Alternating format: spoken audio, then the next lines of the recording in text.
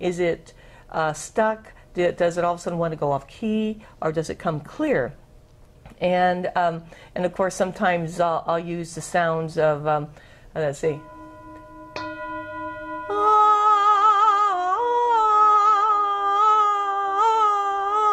Trying to push the energy, because sometimes it's like a plunger, you know, going trying to unstop a toilet, and so you push on it, hoping that, of course, that will get clear, right? And very much like a drill going in. But use the low one, because it's important that you realize that maybe the sound isn't always pretty. It depends on the job it has to do. If you think of building a house in carpenters, they have to sand the wood. You got dust all over. It makes a different noise. And there's sometimes where it really needs to be, let me rephrase that. You don't judge the noise by how pretty it is. You judge the sound by what's needed, by whatever the blockage is, whatever the issue is, has a tone that it resonates with. So show some of the deep ones. Here, let me hand this to you.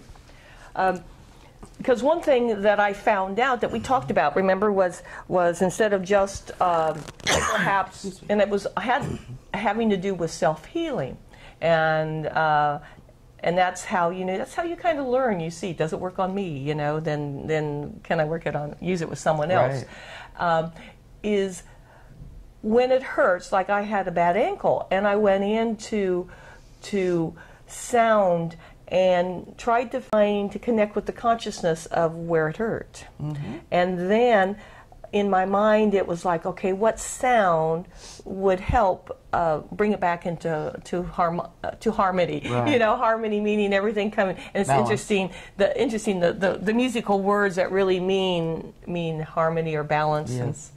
And so that's kind of a basic thing that you can play with and see how does it feel.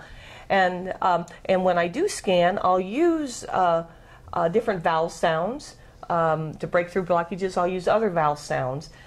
Sandy was talking about this deep one, you know. So and we would be working. She'd say deep. Growl. Growl is good.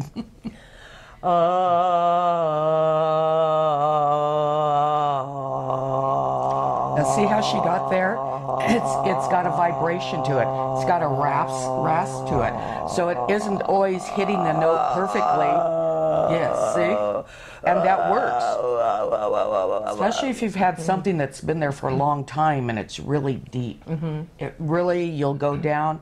So you're not trying to sing a song. You're not trying to worry about what it sounds like to people listening to it.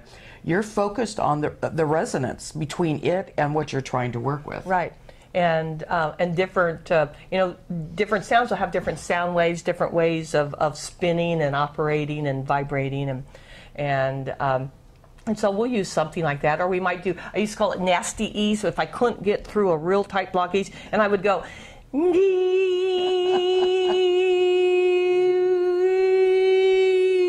get that nasty ease. And then if I wanted to soothe, I might do and allow the sound to go where it wanted to. Because you remember when you call in at the very beginning of any healing session where you're there with balancing your own consciousness and getting to a higher consciousness as you can, you're also calling in Source to co-create with you.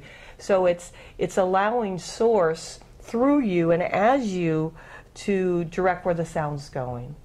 And so the sound aspect is a fun one to practice with yourself and try different sounds.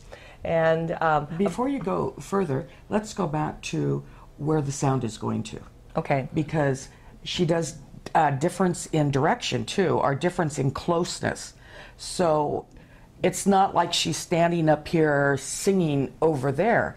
If there's a blockage and it's very difficult, and a lot of times trying to get the energy meridian lines, the vertical current lines opened, she has to go maybe right up next to the shoulder. So it would be like putting my hand right up to my mouth to really get the feel of the frequency and what the waves are doing. And let me show her beautiful hand. Okay, and I might do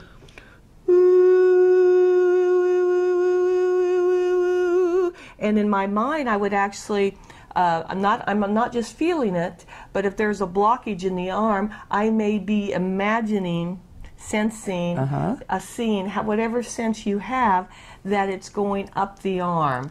And I will listen to see, because if I hit a blockage, my voice will go off key. And so then I'll move back and forth, finding where it went off key, and then I'll work around that, whether the tone directed at that spot, or perhaps going up a half note or a note, or down, trying to work around it to kind of do this to it, you know. And then I might do a laser E, trying to kind of break it up. And so sound isn't always static. A sound healing program, you know, there's always people that say, this is the note you should do for this chakra or this, and it's not, because of the overtones, and each person is different.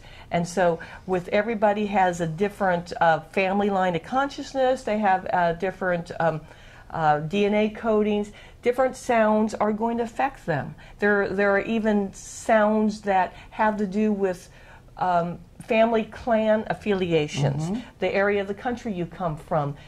You may have grown up and your own structure may have rearranged to feel very good, that say with drums. And so it all depends on, there are a lot of issues or depends, it all depends on, you know, when it comes to sound healing. And that's why it's so important to get in contact with your highest aspect of self before you even start, so that you can allow the flow of source consciousness to come in and give you hints on what needs to be done.